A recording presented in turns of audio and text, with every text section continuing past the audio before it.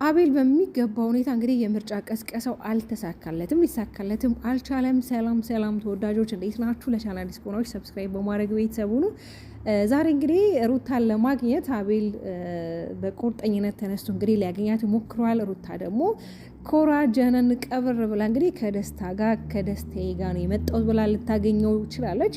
እሱ ደግሞ ደስታን ለማግኘት ፍቃደኛ አልሆነም። ፍቃደኝነቱ ብቻዋን እሷን ሊያወራት ነበረ። ደስታ ደግሞ እኔ ከዚህ በኋላ የሩታ የዛር አጋሯ ወይም ጓደኛዋ ነኝና ከዚህ በኋላ በማንኛውም ጉዳይና በማንኛውም ሁኔታ ስታገኛትም ሆነ ስታገኟት እኔ ልኖር ይገባ ብሎ እንግዲህ ደስታ ጀነን ኮራ ብሏል ማለት ነው። ሩታም ደግሞ ልታናግረኝ ከቻልክ ማናገር ትችላለህ፣ ከደስታ ጋር ደስታዬ ነው ሰላሜ ነው በቃ አሁን ላይ ደስተኛ ነኝ። በነገራችን ላይ በጣም ነው ያማረባት።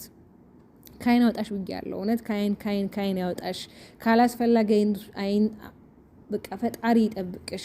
ስለዚህ በተለይ አቤል እንግዲህ ከዚህ በፊት እያንዳንዱን ወጥመድ ያጠመደው እሱ ነው። እያንዳንዱን ሴራ ያሴረው እሱ ነው፣ ማንም አይደለም።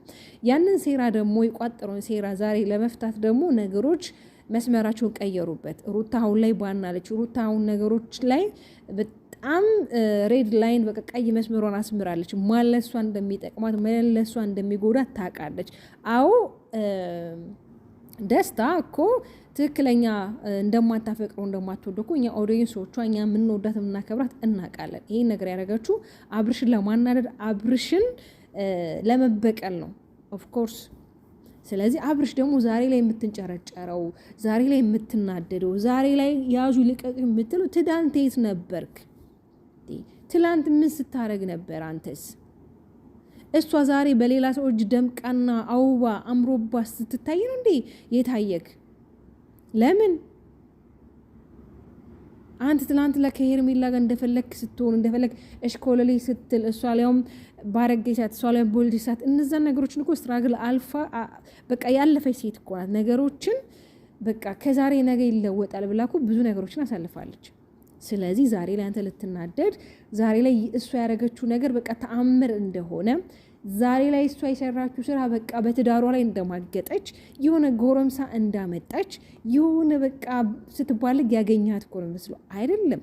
ሁለታችሁ ተነጋግራችሁ አብራችሁ መሆን አንችልም ተባብላችሁ ልጃችሁ ግን በጋራ ማሳደግ እንደምትችሉ፣ በልጃችሁ ጉዳይ መገናኘት እንደምትችሉ እኮ ተነጋግራችኋል።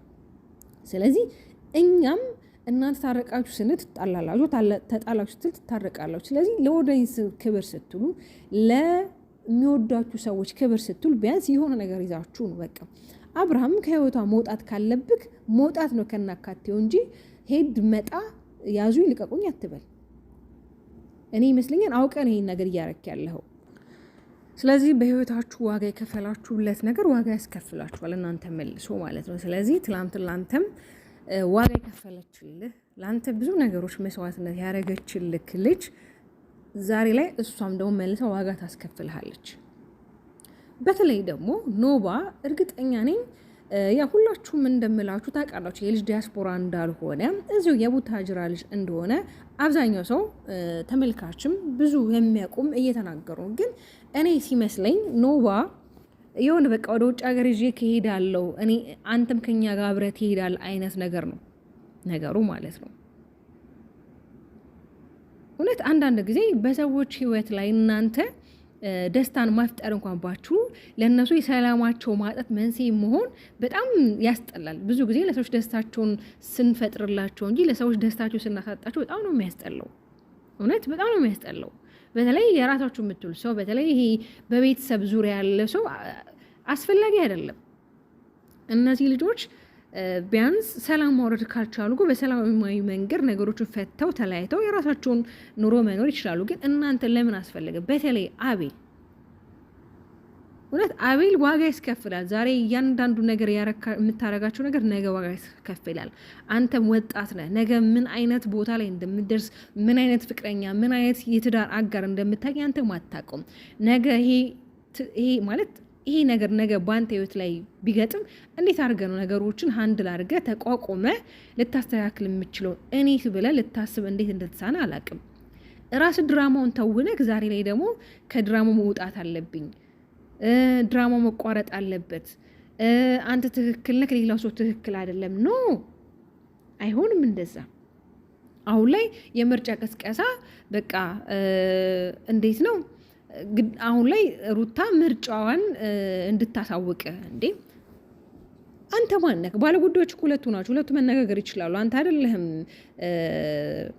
ምርጫዋን የምትጠይቃት የልጇ አባት እንደሆነ ወይም ደግሞ ደስታ እንደሆነ እሷ በጣም ጠንቃ ታውቃለች ማ ምርጫዋ እንደሆነ። የልጇ አባት መሆኑ እኮ አልካደችም፣ ልትክድም አትፈልግም ሲጀመር።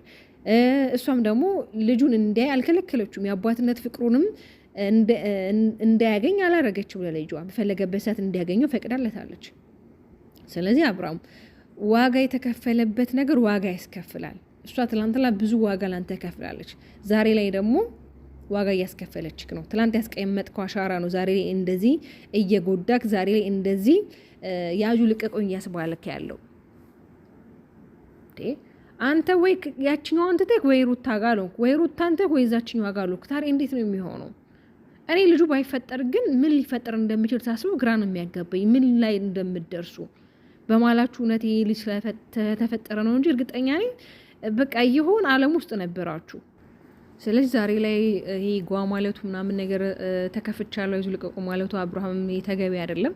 ትላንት ለአንተ ሚስት እርጉዝ በነበረችበት ሰዓት፣ በጸነተችበት ሰዓት አንተም ሄርሜላ ጋር የሄድክበት ታይም አለ። ሊያውም በዛ ሰዓት አስበዋል። የዛን ሰዓት ላይ እንደፈለገች መሆን በማችልበት ታይም ማለት ነው። አሁን ላይ እኮ እንደፈለገች መሆን ስለምችል ነው፣ መንቀሳቀስ ስለቻለች ነው አይደል ይሄ ነገር ያደረገችው። ስለዚህ ያን ነገር መርሳት የለብህም። እቺ ልጅ ምንም ጥፋት የለባትም። እቺ ልጅ የዘራኸውን ነው እያጨደችልክ ያለችው። ለምን አስፈለገ? ካሉን ደግሞ እኮ ችግራችሁ ሁለታችሁ መፍታት ትችላላችሁ። በቃ ሁለታችሁ መጋፈጥ ከሆነ ይሆናል፣ ካሉን አይሆንም ነው።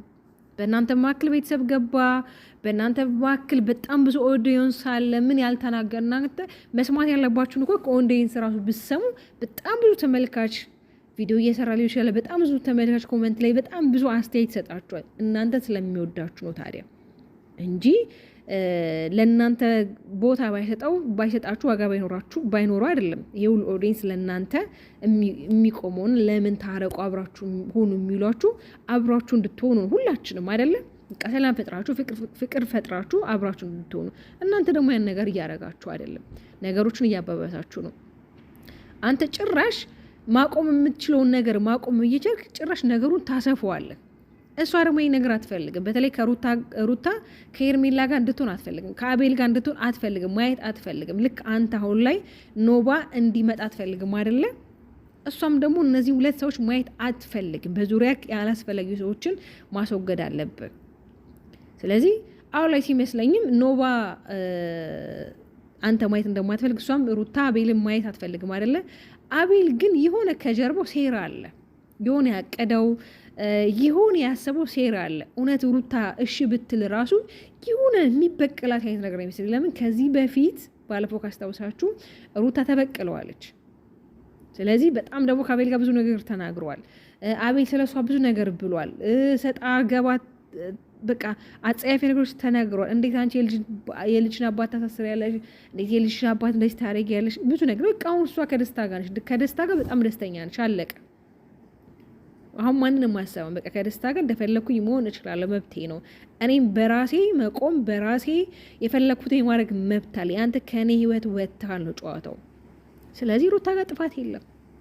ስለዚህ የዘራከው ነው ያጨርክ ያለከው ዋጋ የተከፈለበት ነገር ዋጋ እንደማያስከፍል በዚህ አጋጣሚ ሁላችሁ ልታውቁ ይገባል። በተለይ ደግሞ በሰው ትዳር ላይ ገብታችሁ የሰውን ትዳር የምትበጠብጡ እህቶች ደግሞ ካላችሁ ከነዚህ ሰዎች ህይወት መማር እንችላለን። ለምን የሰው ህይወትን መበጥበጥ የሰው ህይወትን እንደዚህ ማድረግ ጥቅም የለውም፣ መልሶ ራስን ነው የሚጎዳው። እና ወዶቼ ስለምታዳምጡ ስለምትከታተሉ እጅግ አድርጌ አመሰግናለሁ። ላይክ ሰብስክራይብ በማድረግ ቤተሰቡ ነው። ወዳችኋለሁ።